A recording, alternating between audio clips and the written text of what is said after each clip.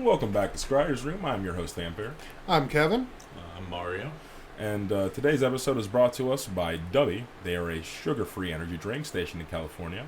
They have no artificial additives, and they are leading the fight against big oil. And with that, we're going to start today's conversation with about how Japanese waifus saved Mobile Suit Gundam. Yes. The absolute feminist victory that was the uncancellation of Gundam multiple times, I'm pretty sure. I only know, I think you said twice. I only heard of this secondhand. And before we get on that, I also want a quick shout out to, the feminist movement in Japan is one of the most interesting and silly things I have ever seen. Because it coincides with, the goth movement in America. And the punk movement in the UK. So basically, as you all may or not be aware, you used to not be able to wear pants in America as a woman. You had to wear a skirt. You could wear a mini skirt to school, but you couldn't wear pants to school. You weren't allowed to do that shit. And while that was happening here, times were that women couldn't do a lot of things that they wanted to. There were morality police, and basically culture was being enforced, or certain aspects of culture was considered hyper-conservative mainstream culture was being enforced to a fault. And in Japan, one of the ways women rebelled against this was with the advent of gel pens. So before gel pens, when you wrote script in Japanese kanji, you used the brush. And I'm pretty sure, in Korean, you go, it's always up to down and then left to right with your strokes. I could be wrong about Japanese, but that's how it was in Korean. And so there was a whole culture and, art form of calligraphy that was, taken very, very fucking seriously. And with the advent of pens, because inks and brushes are extremely ineffective and inefficient and hard to fucking transport and hard to teach. Yeah. Gel ball pens allowed for these cutesy kind of bubble letters. Yeah. And so you had to kind of exaggerate them to show where the stroke was supposed to get thinner and stuff anyway. Precisely. So basically, as we had the ballpoint pen and then introduced the gel pen, with the gel pen came very cutesy calligraphy from Japanese women. And it in fact became so cutesy that shit was banned. Almost illegible. No, I could read it. The stuff that I saw was completely illegible. It's not, it's like Comic Sans. Yeah. No one's gonna take you fucking seriously with your bubble letters, you stupid bitch. Get a real fucking pen. And so they banned gel pens for a while, and part of how their society rebelled against that is basically we're gonna still use gel pens, we're still gonna write cutesy letters. Yeah. And that's I don't know exactly how, but that coincides with Sanrio and Hello Kitty. Right. And that was around the time that took off, and that kind of was a springboard for this feminist movement of cutesy, kawaii, girly shit. That up until that point was no fun allowed. We're Imperial Japan. Right. So it's... And if there was female things, it was considered the more shameful of the things. Yeah. And if you wanted to be cool, you would do the boy thing. But if you wanted to be lame, you'd do the girl thing. Precisely. And then this also coincides with dress codes and how a woman was expected to dress. And that's where we get Gothic Lolita fashion. This also coincides with that book. The book is problematic. I'm not advocating the book. I'm advocating the fashion, 100%. I don't... Lowly culture is fucking weird, and Lolita culture is removed from that. That being said, yeah, the kind of Gothic frills and lace and those grandiose dresses also coincides with the Japanese feminist movement of, I'm not going to wear an ultra-conservative attire. I'm going to dress like this because fuck you, old man.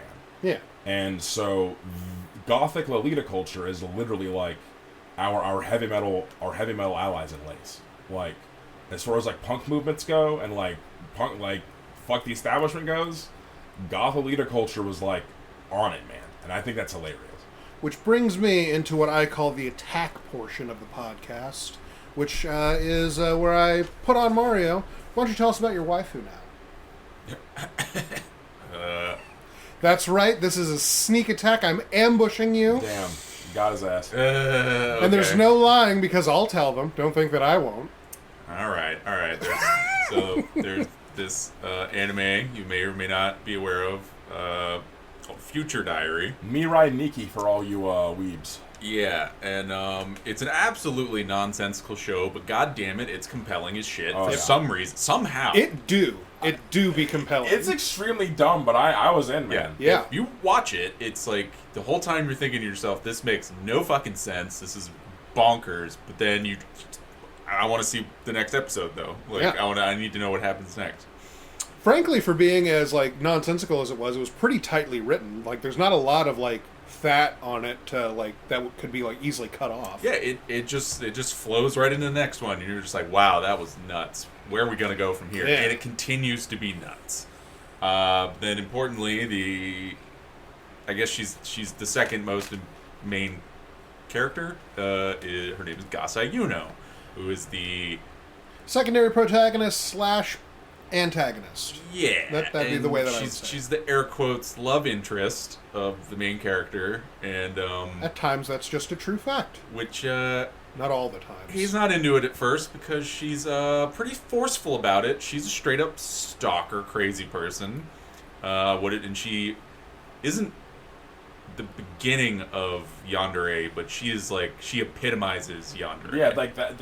I feel like she popularized the term. I didn't really hear about yandere until Future Diary, and then like all of the edgy fucking emo girls were like, "Oh my god, Gasai Yuno! Oh my god!" Yeah, she's just the archetype of which if you don't know what a yandere is, it is like basically a female who is hyper attracted to a single person and is only nice to that person, and then everyone else she doesn't care about and is even like psychotic / sociopathic, and it will it has no qualms about like hurting people or killing them. And the literal translation is crazy cute. Yes. Yeah. So all these dere terms are like 2-part words. Like tsundere is the one that cold and cute. Is like the girls who are mean to you, but really they like you. That's mean cute. And yandere is, what is it? Crazy cute. Crazy. Because kudere is what Rei Ayanami is from Ava, and I think that's cold and cute. But I think tsundere means cold and cute. Cold as in they're mean. But I don't know the exact. I don't know. I need to look this up because some weeb is probably seething right now listening to this, dude. And if you are, I love you, baby. Like I talk a lot of shit, but I am one of you, so I get to talk shit. If you post a lecture on us, we will read it and apologize. Yeah, if any of you want to, if any listeners, if you want to dunk on us, I'm all ears, man. Yeah. Correct me if I'm wrong. I'm a man of science and culture, and in fact a wizard. And the first part to being right is being wrong. Yeah. So come at me, please. Which, so with all that said, dive right in. I have an unhealthy attraction to women like that. So Gasai Yuno is like one of the few anime characters I'll admit that's my waifu. Mm-hmm. And I have maintained a rule that if someone's gonna buy me a body pillow as a joke, I will reject all of them unless it's Gasai Yuno. Which then she'll go in a hole in my closet or something to be hidden, so no one can ever see it. To be hidden from polite society. Yeah. By the way, just to be clear, buying a body pillow for your friend is the kind of thing that we do. That's not him like trying to like sneakily like be like, oh, I hope nobody plays a mean prank. I'm not asking anyone to do this. Tony has threatened to do it. Yeah, threatened. Well, I have the barrel chambered, my man. I already found one I'm going to buy. I have already like jokingly given like a Yowie Boy butt mouse pad to one of our friends. It's Stolfo. You can say his name. Well, I just wanted to get the idea out there as fast as possible. But you're right. People know about Astolfo as the... I probably said the name wrong. You wanted Gilgamesh, but that didn't pan out. Yeah, that last time I tried to order the Gilgamesh one, they sent me like a bunch of weird garbage. So this time I went with second choice, but But I did point out to Tony, though, if he goes to a con looking for that body pillow, and then when the guy, whoever's, going to sell it to him, and he has to look at them and say, it's for a friend. And that no one will ever believe you if you're buying a body pillow and you say that line. No, in fact... Oh, it's not a good one. Even though it's true. Oh, man, that's funny. I never thought about that. Well, see, the thing is, the one I found was online, so, and it's perfect. But so we'll see. Maybe I will, maybe I won't. I've said I have to accept it if someone gets me one. I mean, honestly, the only way to actually get them to believe that it's for your friend is to say that it is both for your friend and you are going to have sex with it first. Oh man, I'm gonna cuck him. No. It's so fucked up. What was the guy that like? Maybe I shouldn't say this in the podcast. Well, yeah, no, we're going full tilt. We're going full tilt. Wasn't there a guy who like drew like Genki anime girls and like threatened to get them blacked if like they didn't like pay him? That guy was me.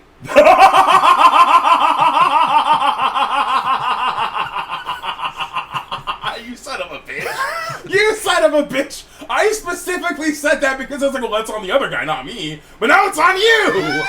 You son of a bitch! So let me explain. So NFTs were becoming like a big thing that looked like people could scam a lot of money from. And whenever I see a scam, I think of my own version of that scam. I don't do it because I like to pretend that I have morals when realistically it's because I don't have the work ethic. But my idea for extracting money through NFTs was, well, the way that people haven't used these yet is that you can control and own like storyline developments in like a continuous work or something.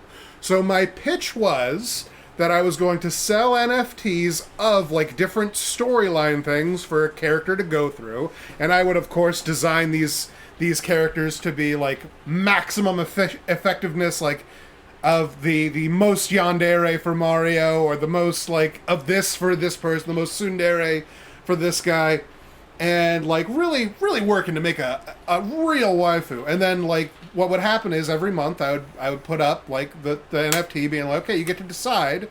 You can either pay me like something like, I don't know, $12,000, and she gets to do what you want to do, or I don't get the money, and canonically what will happen is sexual violence.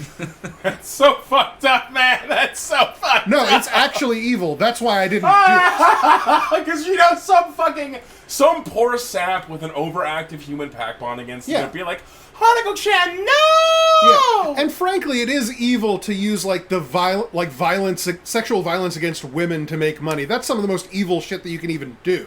Even being like a meta pimp is it's still pretty evil. Yeah, that's like one of the... But in terms of scummy ways to extract money... That's one of them! I think it would have worked. Yeah, well, unfortunately, the type of person you'd get is... Fuck, man. Unfortunately... I watched a random YouTube video one time, which, sorry, guy, if you happened upon this and you know it's you, he made a video.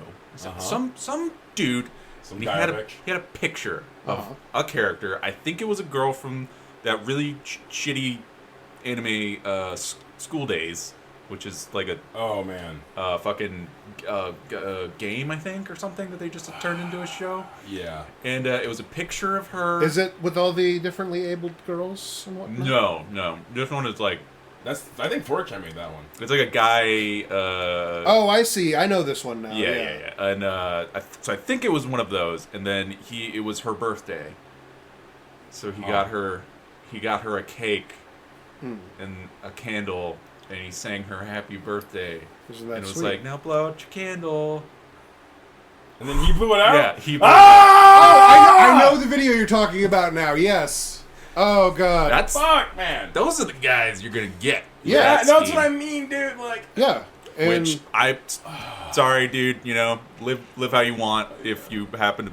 If that's making you happy, then, like you do you, dude. Then keep going, because certainly very little of what I do makes me just happy. Understand I have thoughts about that behavior. I don't like to shame people, and as a victim of bullying, I try not to bully people, but like laughing with someone and laughing at someone aren't the same thing. Correct. And like I'm trying to laugh with you about this so that we can both get over it.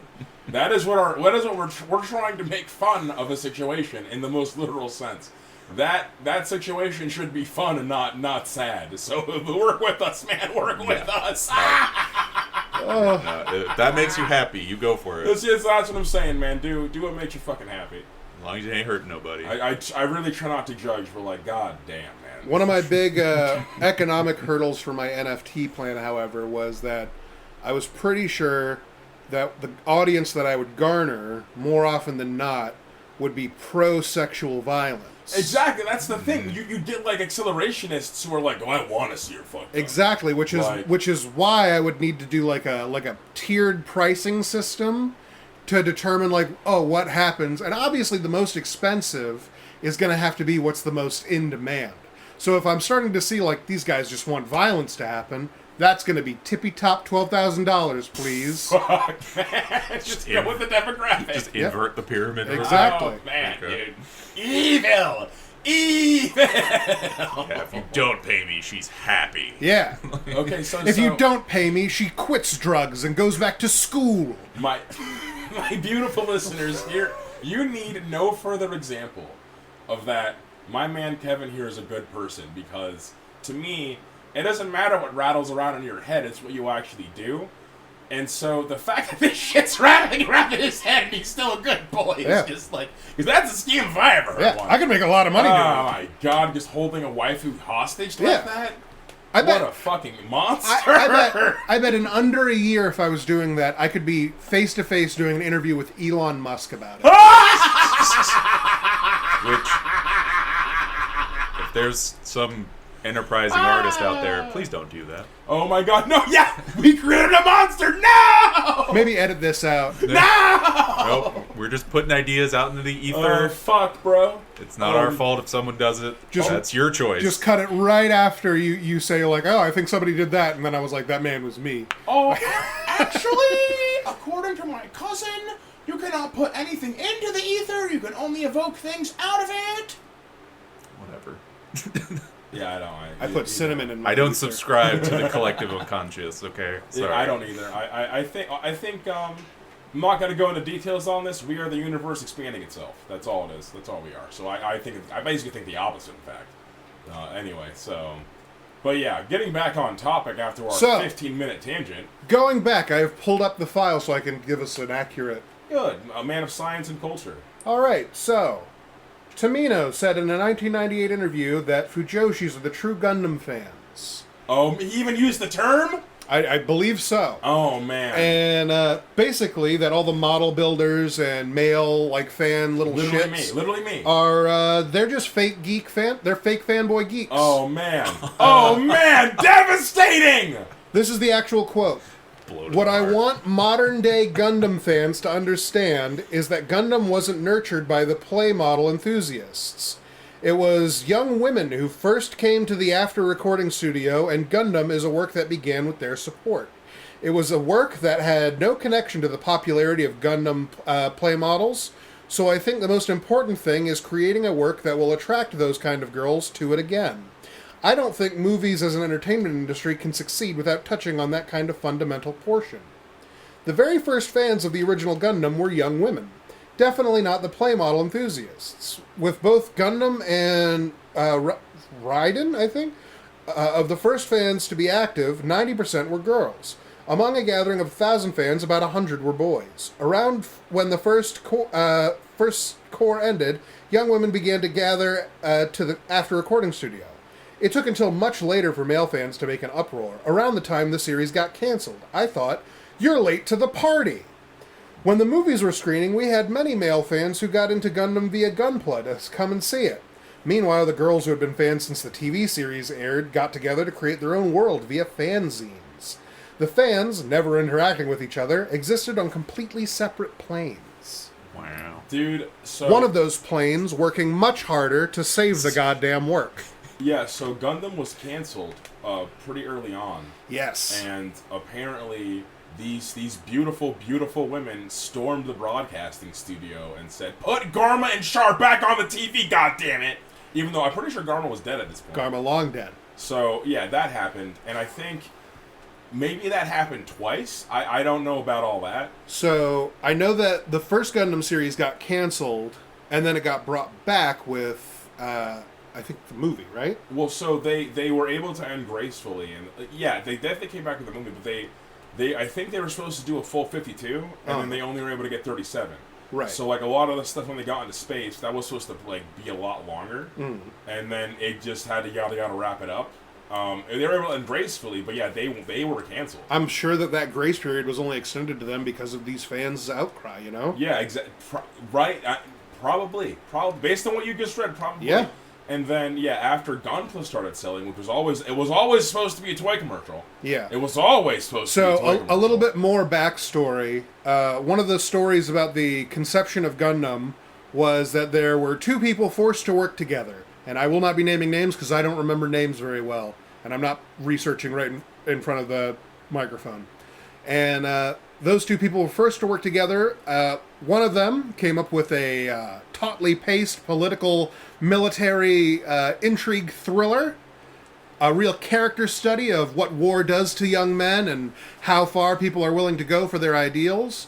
And the other one had drawn a robot that he had named Gunboy. And Gunboy did not really have anything, as my knowledge. They were like, he had concepts to him, like being a white robot with horns on his head and a gun. But generally, there wasn't a lot to it. And those two were forced to work together, turning what was supposed to be a military thriller about a mystery weapon that could potentially change the tide of war, which, me personally, I believe that got iterated upon until they started dropping colonies on the planet. That would be like that's the best move in the series, so I'm sure like that would be a thing that a guy actually writing like a military thriller would come up with. But instead of that, he was told to make it a robot, and that is what became the Gundam. It was according to Tomino, the guy who writes Gundam. The name Gunboy was the original name of the RX-78. Yep. So I guess there's some truth to this. Like I take everything with a grain of salt. I can't speak or read Japanese, so I can't get the information myself. I have to get everything secondhanded. But man, fucking Gundam was a very interestingly developed IP. That is for fucking sure. Where it is now and where it was, two entirely different places. It's saved by the furious debate of women on who's top, who's bottom, or if they're versatile. Fuck, dude. Is it Garma or is it Char? So this is a concept that I'm certain exists, but I guess I haven't thought about until just now, which is that similar to the old Twilight argument of like, are you Team Jacob or are you Team Edward? There must be rifts in the yaoi community about which characters are tops and bottoms. I hate this so much. I hate this so much. I mean, people will determine that these anime topping this. These categories exist, and so they fight each other about them. That's him, not me. Or, yeah. God damn it! When the main chick and the artist chick get into an argument over it, and then like they don't falling out. They can't reconcile until they decide that they're versatile. They're not like. They swap. They change. They switch it up. Yeah. Imagine losing your best friend over whether or not fictional characters, which one's the catcher and which one's the pitcher. This matters. This fucking matters, you stupid bitch. He's the catcher, not the pitcher. Imagine losing your best friend over that. Yeah, I'm glad you knew what show I was talking about, because I actually really like that show. It was fucking adorable. I eat up moe anime like fucking Big Macs, bro. It goes down smooth, but it's thickening up my blood and slowly killing me. I know it. But god damn, will I keep eating them? It's a good death. I haven't watched like any anime or anything in a while. The last thing I watched was Freerun. I didn't even finish it, but like I fucking loved Freerun. That was actually Freerun good. I haven't watched anime in quite a long time. I only read manga, which I guess is identical if you really think about it. You're superior. Don't be honest. Well, what I mean by that shot for is that I'm definitely regularly intaking Japanese entertainment media. Yeah. Goes down smooth. It does. It just does. Me personally, I like anything with a sci-fi or fantasy bend to it that has an all it needs is one interesting concept, and you've got me for like 100 chapters. It has happened with so many, like, I don't know if anybody out there is familiar with isekai as a genre. Isekai as a genre implying is it's everywhere. It's everywhere, but like I would go as far as to say it's a scourge, but I like the genre. But for those of you who don't know the actual Japanese term for it, because I'm a frickin' dork, isekai is when a character is transposed from one world into another. Isekai means in new world. Technically speaking, The Lion, the Witch, and the Wardrobe, that's an isekai. Yeah. Flash Gordon, that's an isekai. Alice in Wonderland, isekai. Fiction is riddled with them, but Japan solidified for the past like 10-15 years has really done a number on it because they have a much healthier like fast fiction market than we do in the West, because I assume that there's cultural reasons. But their fast fiction market is so fast and successful that there are people who literally they write stories that are completely untethered by concepts like theme and overarching storylines and necessary conclusions. No. It is 100% this happens because he's in this world and this is what he's able to do here. Isn't that neat? And then he does this. Okay, that's the end of that book. And the next book, we're going to do it all different. And it's all going to be the same at the same time. It's incredible. They're roller coasters. Like, they're not really stories. They're more like roller coasters. It's sort of like Marvel movies. Yeah, exactly. Where, like, they have all of the components of a story, but they're not like what we would typically call stories. Now, I'm not saying that all isekai is like that. I'm saying that there's a certain amount of it that is, which bloated the genre so much that it became like a force in the market. Mm-hmm. And then that market decided it was time to go from fast fiction into the long-form fictions of animation and sometimes even like stage plays and stuff. It's crazy. And one of the more like interesting things we're seeing, and I've discussed this a few times with you guys outside the podcast, is like we have a lot of fiction that is informed by fiction and nothing else. Yes. So instead of like people taking their real life experiences and like what they know and learn from like, you know, living a robust and like meaningful life, they just copy the experiences of other characters and then put them in a different like stage. So it's really prolific within isekai. And, like, it's not necessarily a bad thing, but it's definitely a thing that's been happening, and a lot of times it is bad, because it makes the story lack any substance. On the flip side of that, a series that never has any of these pitfalls, even in its worst iterations, is Gundam. That's what I'm saying. Even the worst Gundam series is still, like, a pretty competently written thing. There are still themes in it, even in some of them, like, the theme is, you know, kind of weak. But, like, the components of a story come together in the correct way that we, like, humans understand storylines are supposed to come together in a full and complete way. Iron-Blooded Orphans was good for this. Spectacular. The Universal Century is good for this, especially Unicorn is excellent for this. But then you have things like G Gundam, where G Gundam is just a toy commercial. G Gundam is just a toy commercial, but it still works as a full and complete series. I agree. I agree completely. And I also believe another one that's just a toy commercial, Build Divers. Like Build Divers and Build Fighters. Build Divers is actually... So I forgot about the Build series. Yeah, that's why I had to bring it up, because they're fun. I loved those series. It's a good... I don't have to think. It's just toys smashing against each other by now. And frankly, it was a playground for them to be like, okay, we don't need to worry about like drawing an army of robots, so we can really work on like what kind of custom robots we can make. And they came up with great designs, so much so that it inspired me, at least, to start doing stuff with that. And it's going terribly. Yeah, like... I'm not good at it, but I'm having a lot of fun. About 8 or so episodes ago, we talked about this. We are designing our own Gundam kit bashes to be able to make our own little cute builds, and that would not have happened without Build Divers. No. So, as much shit as I talk, buy now. Yeah. And so speaking of weeb shit, yeah, my childhood was very much influenced by a game known as Disgaea, Hour of Darkness. Disgaea was very influential. So let me tell you, beautiful listeners. It crafted some of my preconceptions about like games and concepts in a way that we're still working through. In a good way, I think, though. Yeah, so in the far off year of 2006. Thousands of years ago. I'm pretty sure the game actually dropped in 2003 or 4. No, because I think 2005 is when number 2 came out. So this had to have been early 2000s. It was the early 2000s. I have a cousin up in Michigan. I won't dox him, but he would come down here to Virginia and hang out for us over the summer. And one time, it went so well that we reversed it. He came down here for a while, And then we came up there and hang out with him for a few weeks. It was super awesome. Summer vacation's awesome. You know, being a little kid.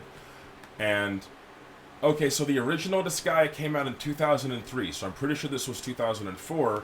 Because the year after Disgaea 2 came out, which I'm pretty sure happened in 2005. Anyway, time and dates don't matter.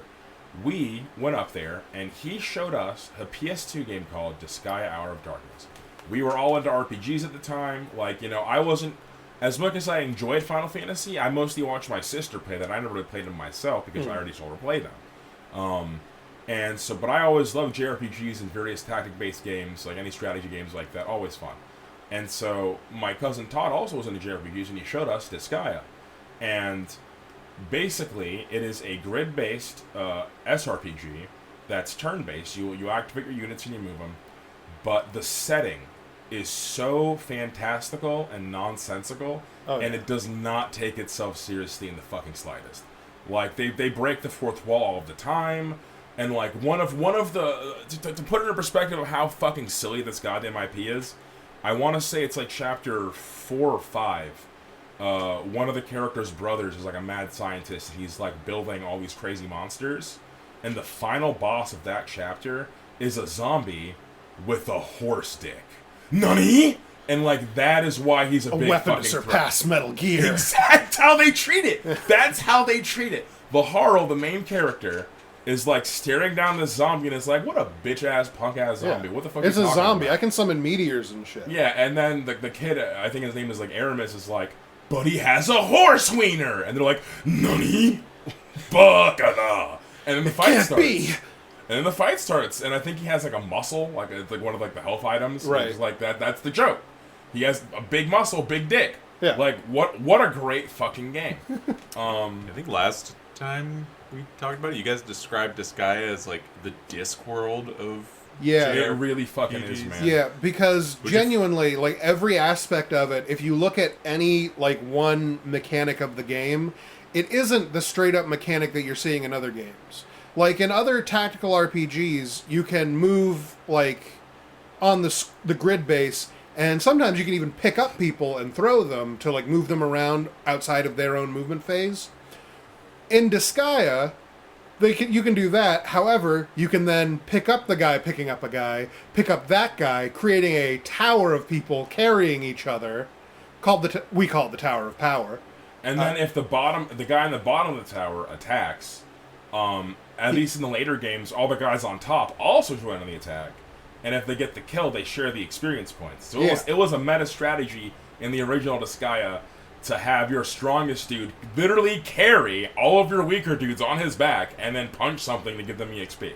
Pretty much every little like mechanic like that is supposed to be like a joke or a riff or a critique of like problems in like JRPGs in general. For example, the level cap in the first Disgaea, I believe, was 9,999. You're damn right it was.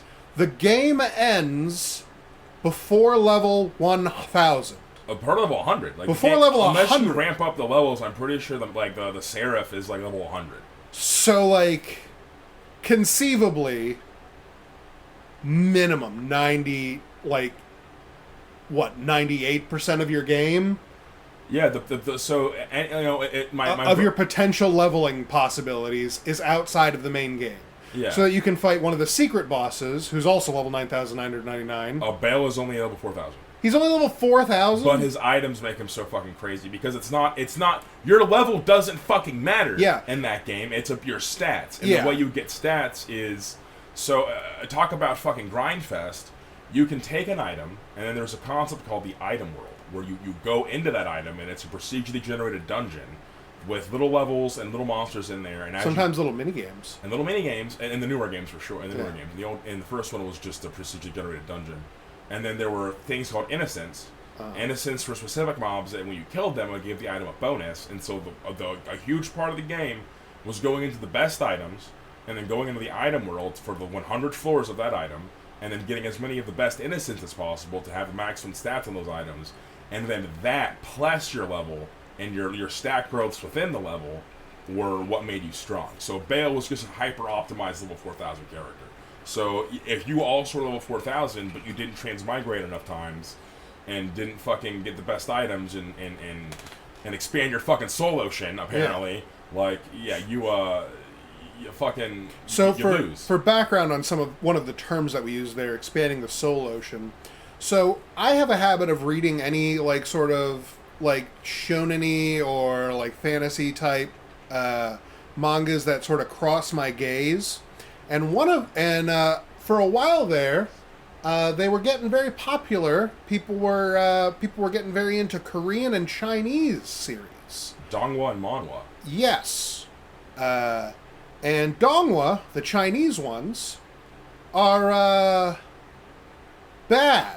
I haven't found a good one. They're the concepts that they use within them, they don't expound on, which leads me to believe that they must be very commonplace in China, or at the very least Chinese media around like what this would be.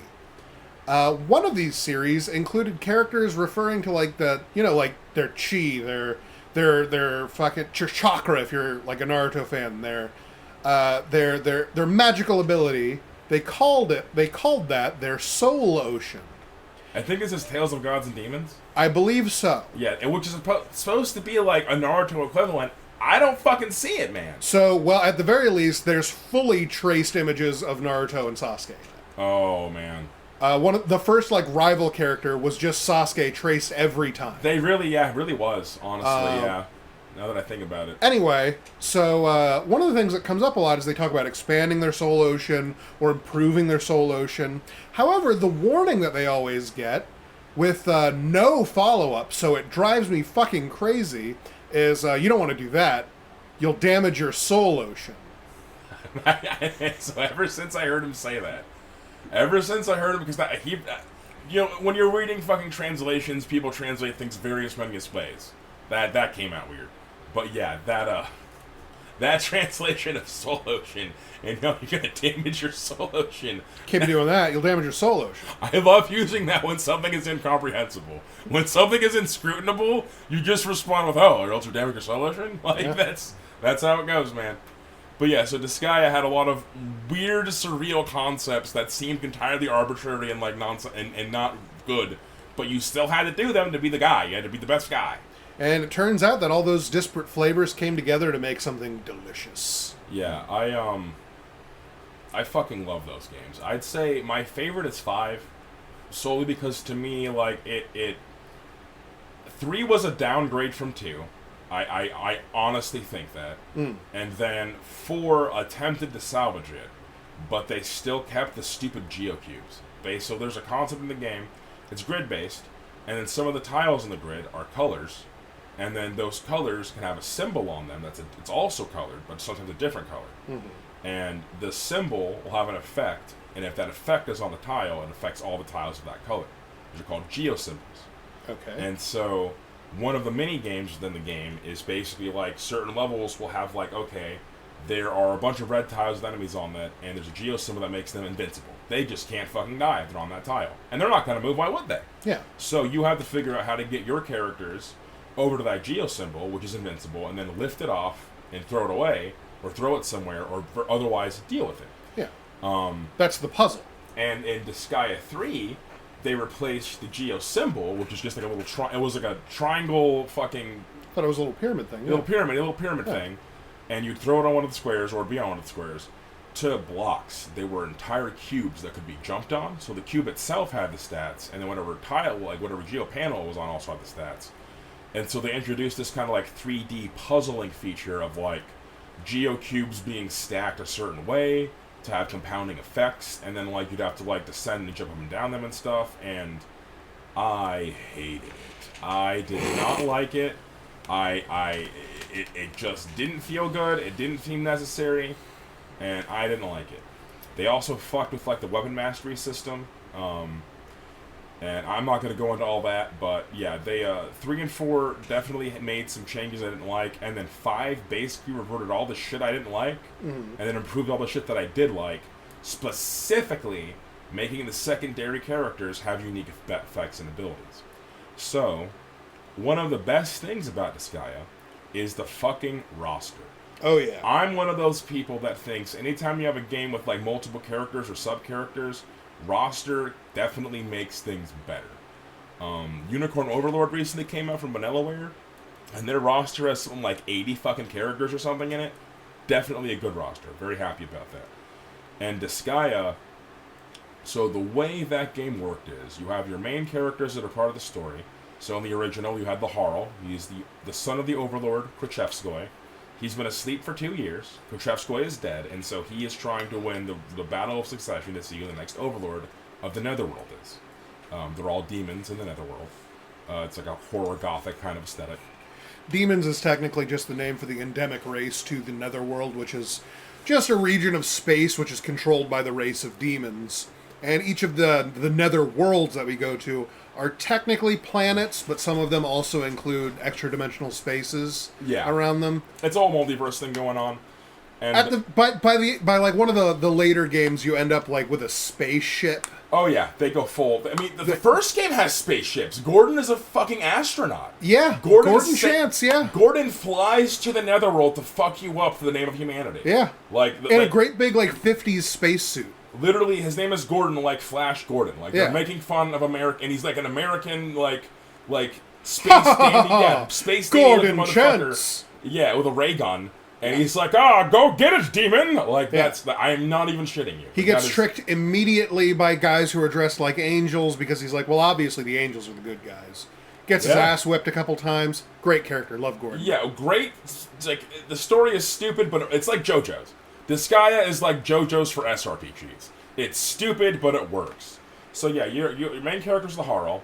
The first other character introduced to us, Etna. Etna's a fucking problem. Etna's one of my waifus, and I say this begrudgingly. She hasn't. The concept of Etna has not aged well. It has not. Like, I got like an anniversary banner for my PS4. I do not use it because anyone who doesn't know it, doesn't understand the subculture, is going to look at me crossways. Yeah. And they have right to do so. Yeah, they're not wrong. Yeah. They're right to do so.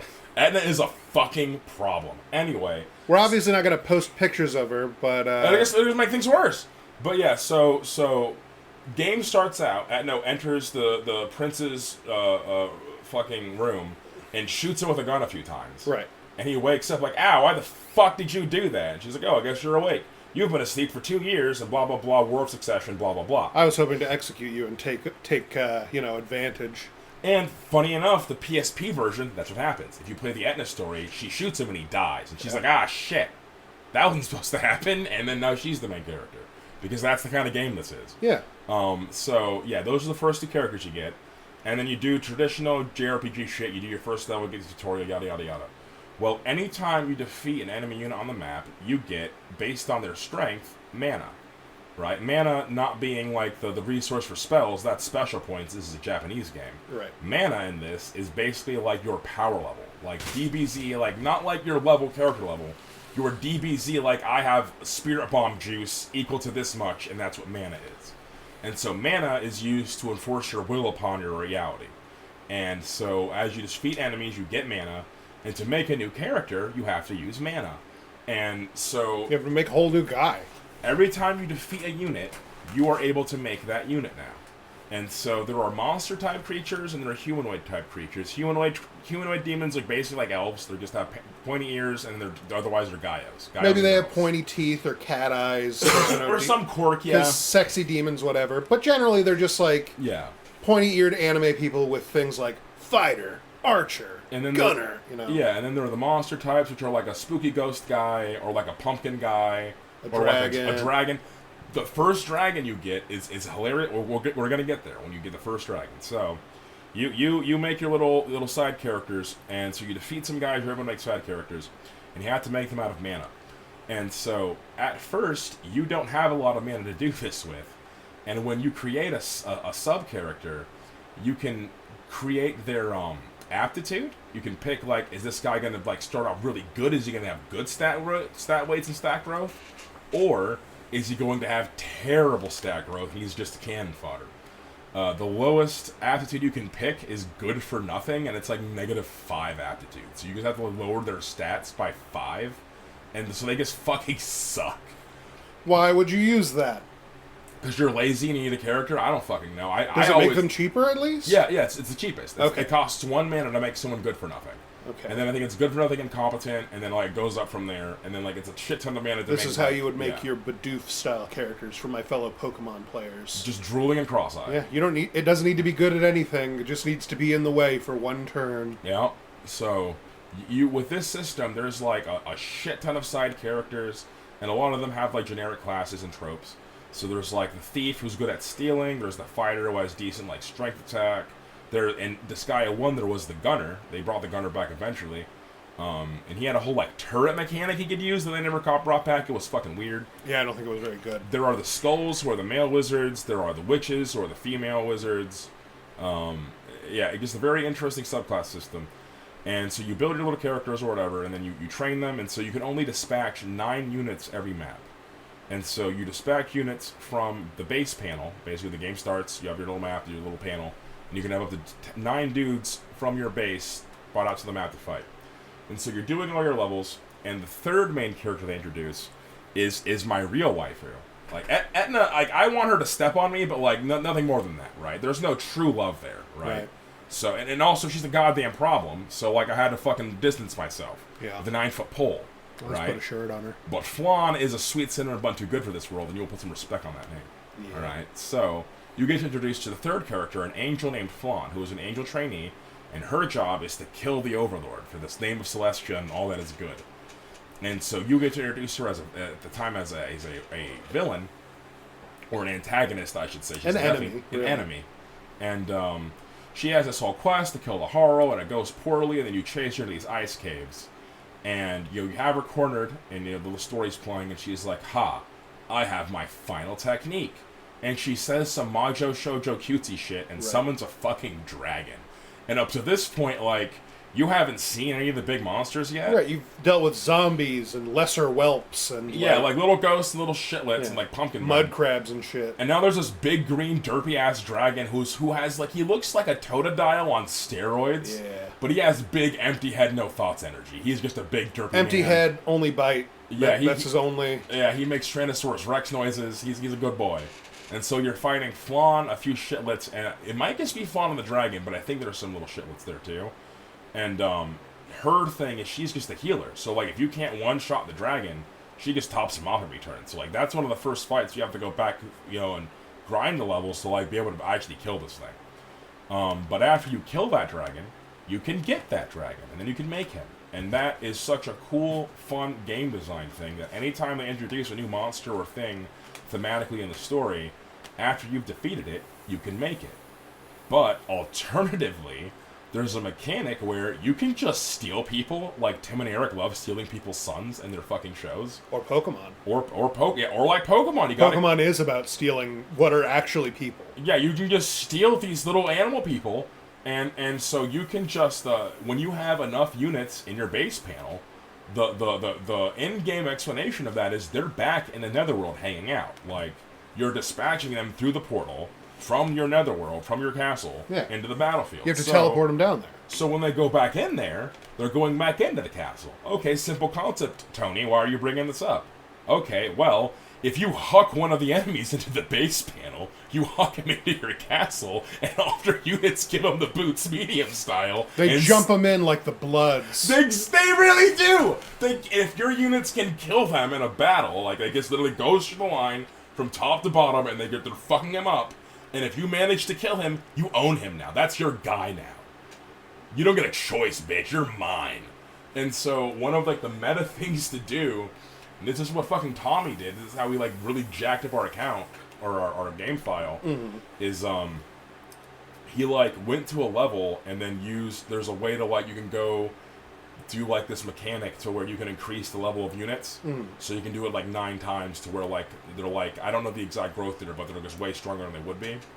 And he went there, and one of like the fiery freaks, like the fire dragon guys with the flaming body all over, I think he was level 4,000. Good lord. And he tower of powered that motherfucker into the base panel, and only 2 of our units of like hundreds of guys were left to fight this guy. Yeah. But they got him, and so now we had a level 4,000 guy that we should not fucking have, because we just stole his ass. It's like when you're playing like Gen 1 Pokemon, you go through Mount Moon, and there's a level 24 Clefairy in the wild.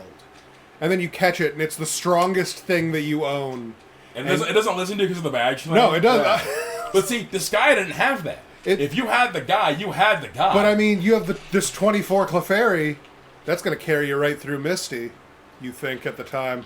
Oh, yeah, you thought. But turns out Clefairy's not very good until they added Fairy type. But yeah, Disgaea, very cool. Oh yeah, and going back to why I like 5 is, so I've explained to you the concept of the sub-characters and like transmigration, well not transmigration, but the mana. Disgaea 5, this is the 5th iteration of the game. They made a lot of, introduced a lot of systems, made a lot of improvements. And the best improvement that 5 did, I guess 6 and 7 expanded upon this, but they're like auto chests now, so I just don't take them seriously. They also moved away from sprites. And I can't. I'm a boomer, man. The sprites are so charming and gorgeous, too. Like, the character designs are fine. The character models just look like, it makes me think like, they sold it. Yeah. This isn't the same game anymore. Yeah, like, when Pokemon went from sprites to 3D, that was exciting. When Disgaea went from sprites to 3D, it was, like, deflating. I had no interest in getting 6 or 7. I still play 5. I still play my 5 on 5. I mean, Pokemon, when it went to 3D, it was exciting until we saw that they didn't really do a good job. And then they just were like, well, that counts as done for 3 generations. So for 3 generations, they didn't work on any of those models. Yeah, awkward. Yeah. But, sorry. So 5... with the sub-characters, they gave them unique abilities and unique things that only they can do. And so it went from being like, okay, this is almost like a skin and an aptitude thing.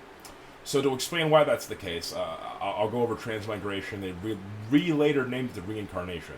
Right. So you make your unit's good, he's leveling up, he's doing his thing. Max level is 9,999, but you don't want to do that with your first run.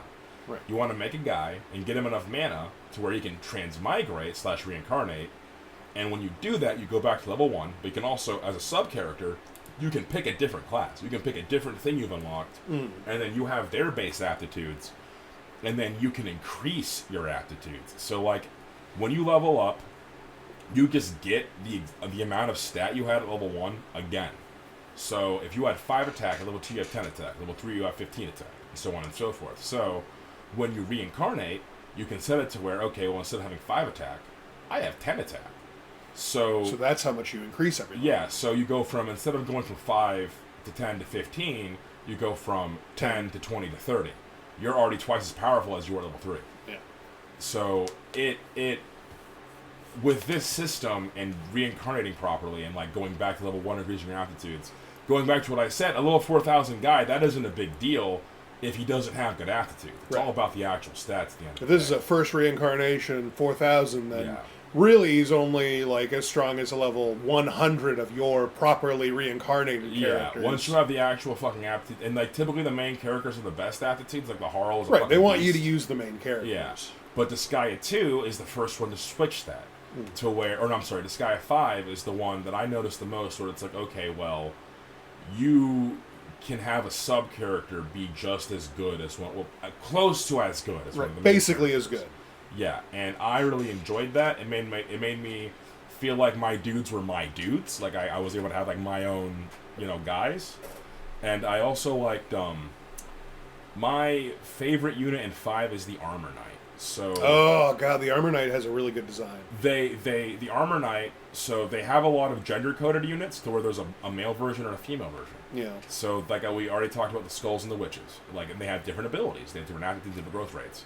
And another one they had was archers. They've had a male and female archer. They've had a male and female fighter. They've always had a male and female fighter. Right. Martial artist, I think they also. Yeah, male and female martial artists typically. A lot of times it'll be either or. Yeah. But the Armor Knight was always like a guy in basically like a fucking like collared breastplate and heavy armor for like the longest time. And he had like spiky hair and like just these like big eyes, big yellow eyes. A pretty decent design, not my favorite design. And then 4 introduced the female Armor Knight. Namely, there was a special character version in Barbara, who was basically like this tool political puppet that the evil faction was using to like contest the Harl and blah blah blah. And I loved their design, but their pose was bad. It was really bad in 4. It was bland and boring. and was basically just showing off their ass for no reason. And I thought that was a travesty because I really liked the design of the female Armor Knight. That shit made me, it's very good design, very good aesthetic. And then in Disgaea 5, they reintroduced. This is the one that he was saying was. Yeah, they reintroduced the female Armor Knight, and they gave her a better pose, and it's such a good fucking pose. Yeah, dude, I fucking love her fucking pose. With the spear behind her, looks so fucking cool. I love the female Armor Knight. And in 5, this is no other game that I know of. It might be in 6 or 7, whatever. I'm not going to play them. Doesn't fucking matter. So they're not in that game as far as I'm concerned. The sub-characters got their own special skills and abilities based on their class, and hers was Aegis Shield, where she would do basically a laser blast with a 2 square range that was fully based off of defense instead of attack. So it is the only ability that I know of in that game that does aptitudes like that. Because typically when you swing, it's based off attack. If you have a sword, an axe, or like any sort of sword and axe, it's only attack. If you have a fist, it's speed and attack. If you have a bow, it's attack and hit. If you have a gun, it's speed and hit. So like what your weapons are hitting off of is based off of whatever weapon you have. Yeah. There's like different weapons that use different skills. You level up the weapon skills to get different special skills. It's pretty cool. They really also love to over-animate the different special attacks in Disgaea. And they're all references. And it's all references and them just really taking the piss out of, like, how in Final Fantasy, how when you do a summon, it's like a 50-second cutscene. And they just, so we're going to just get silly with it. And they're all great. And going back real quick, that's why I didn't like Disgaea 3, is they made them too silly. They made it too silly and derpy. Whereas, like, Disgaea is supposed to take itself way too seriously while also not taking itself seriously at all. The author didn't take it seriously. The characters take it deathly seriously. Yeah, exactly. And 5 has the most abilities that are, like, badass while also being silly and zany. And the Armor Knight, is the only character I know that has an attack that goes purely off of defense. And the other thing it does is it shifts them into defensive stance. So instead of using a skill or lifting someone and throwing them or attacking, you can choose to go to defense so that you take less damage when you get hit. So the Armor Knight basically like puts up like a fucking their dukes up and laser blasts someone with like their defensive might, decimates them because you're stacking defense stat, it shifts them into the defensive stance, and then they have another special ability where the next 3 sources of damage to other units, they yeet over to them all the way across the goddamn map and intercept. It's the funniest thing to see. It's silly as fuck, but like I love that unit. That unit is so good in Disgaea 5, and there's not a single other game that can match that as far as the as far as the ones I played. Yeah, so I quite enjoy 5. Actually, I don't know. 4 didn't introduce the female Armor Knight. It was Disgaea D2. Yeah, because that was like between 4 and 5. Yes, that's when that's when we get the modern Maharo design. Yeah. Because until then, he had the short shorts. So you see, he being just a young boy was wearing short shorts. Boy shorts. That then, like over the course of like he aged somewhat, so they gave him like capris, like capris / jean shorts, some jorts. One of the things, not to cut you off, one of the fucking.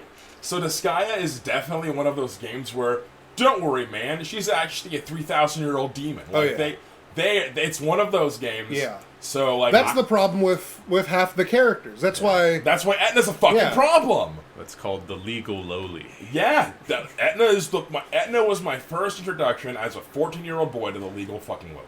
And and it's done problems to my psyche ever since. That's right. It's not good. She's a fucking problem. Listeners, if you Google or maybe don't spare your algorithm. And if you're a brave man, probably don't even watch all this episode. Skip around a little bit. Yeah. If you could explain yourself to your girlfriend or your spouse or whatever, then Google Disgaea Etna, and you'll understand why that's a goddamn problem. But yeah. So also, it's shameful that I know that term. Don't teach yourself about the different kinds of lowly. Oh yeah. God bless. Listen. One of the key things that binds the three of us together is that we will, like, tangentially hear about something and then be like, what does that mean? And then middle, and then we wait until Wednesday, and then we all meet up, and I'm like, have you guys heard about this shit? Did you know that people do that shit? And that happens so often that eventually we decided we should just have a microphone on because we're 30. It's time for us to start a podcast. And you know, that's what it means to be a wizard, is hearing some esoteric shit and thinking, I want to know what that is, and then regretting it horribly. Sometimes the stars align, and we just happen to learn something together, and then that's what we do that night. Strategically placed holes. The SPH. I think that might be... oh, man. That's for another day? That might be for another day. The only thing that I had we were with Rob on that one. We all learned. Yeah, we all learned. That was an important evening. So one of the things that I do is I find things that make me cringe, and I post them in our group chat because I think they're funny, or I send them to individuals who I know it will deal damage to, and that is a story of one of those things happening. God but like, bless. Really, what binds us together, like there's a quote that like the term wizard, where that comes from. So the term wizard comes from a wizard deals in wisdom the way a drunkard deals in drink. And so, wizard, drunkard, which we've been drinking some bad shit. Yeah. Yes, sir. Poisoned, in fact. Yep. Because that's the primary cause of brain rot.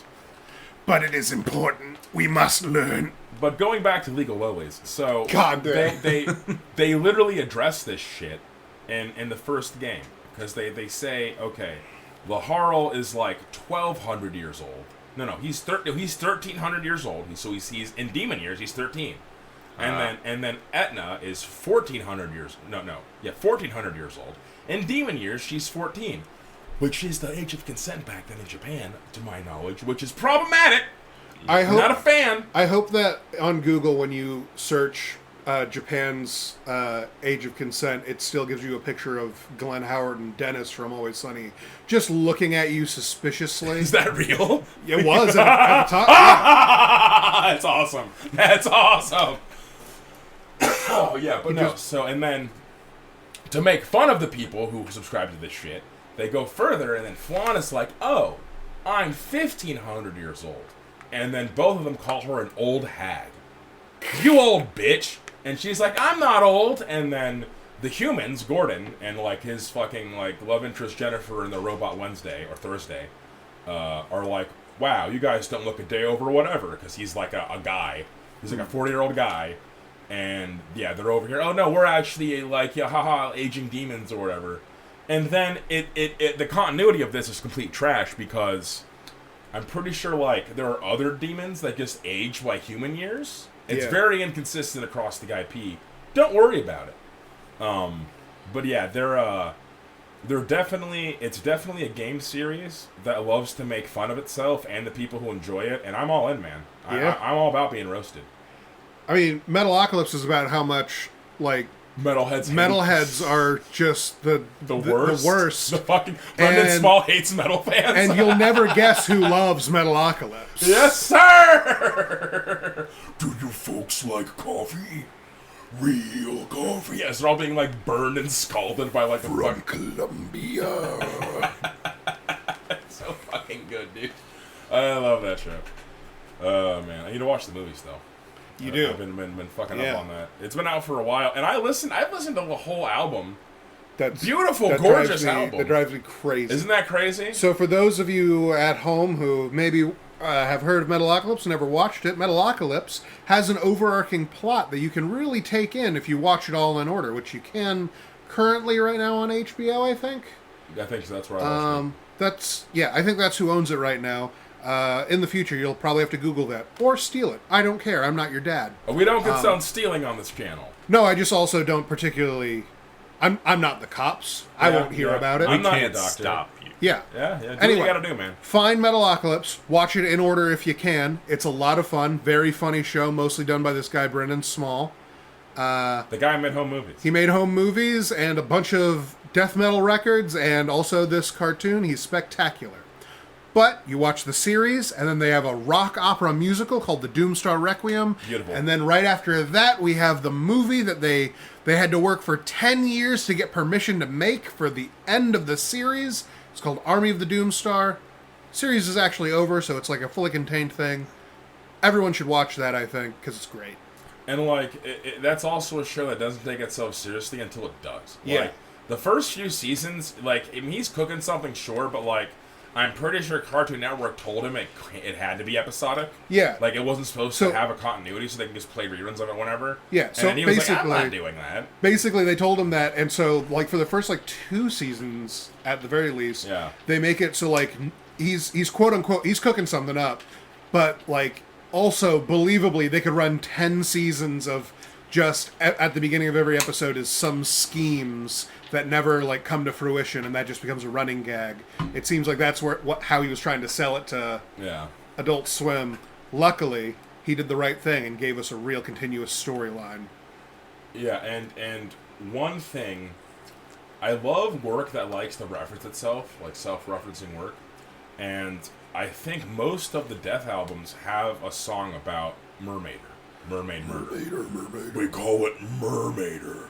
It's about mermaid murder. Anyway, so... Fish don't have any good death metal. It's an untapped market. Whatever the fuck they say. Yeah. But yeah, so I think there's like 3 or 4 Mermaider songs. And so after they got canceled or not renewed or whatever, and the fate of Death Clock and Metalocolypse was still uncertain, he made his own independent work called Galacticon. Galacticon Spectacular. Galacticon is a heavy metal album, so there's not a lot of screaming or death metal aspects, but it's still Brendan Small, and it's supposed to be like a digital. It's supposed to be an audio comic book that takes itself way too seriously. Yeah. His words. And it's the concept album. You have to listen. If you listen to it from start to finish, it tells you a pretty cool story about a superhero and his ex-wife that he has to go save from his nemesis. Pretty fun ride. And then he made Galacticon 2. And Galacticon 2, to a lot of the fans, is actually a way he was going to end Deathclock.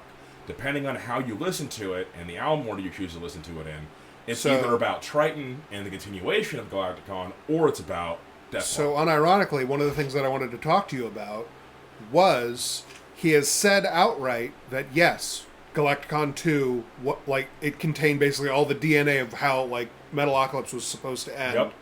What I wanted to do is I want you to watch that movie, and then I want to discuss which songs are supposed to be what. Okay. Because that means that there is a canonical way that they're supposed to be listened to. One of the big arguments online, my understanding is what order do you listen to them in to get which storyline? I in my playlist, I use a very specific order. I base mine off of the vinyl order, and I'm pretty sure by doing that, I changed the meaning of like what is actually being told there. Exactly. But what I was building up to with Mermaider is, in self-referencing work, is my favorite, one of my favorite songs in the album. I like a lot of them. Of Galacticon 2 is the Ocean Galactic. Yeah.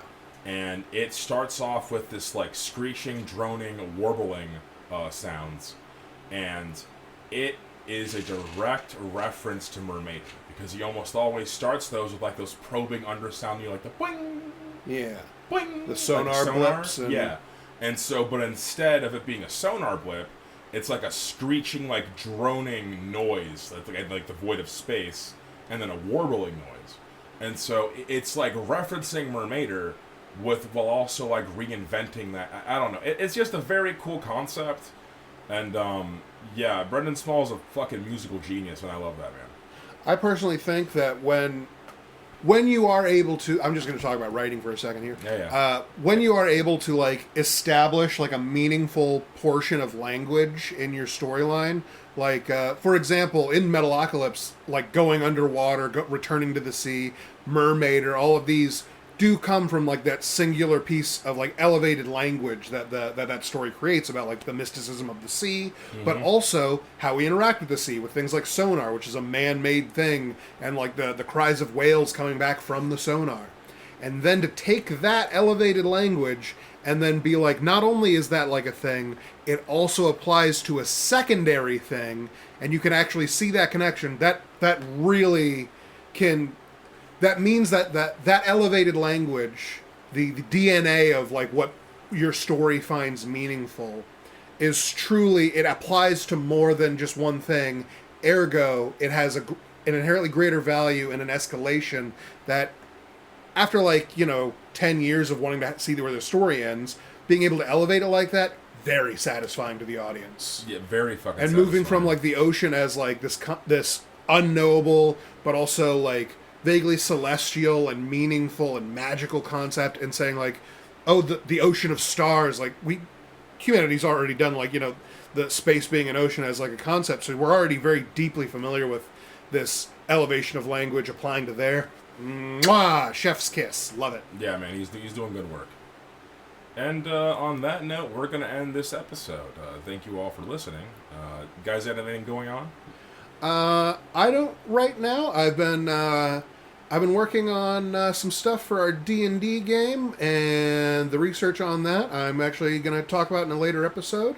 Cool. Mario, you got anything going on?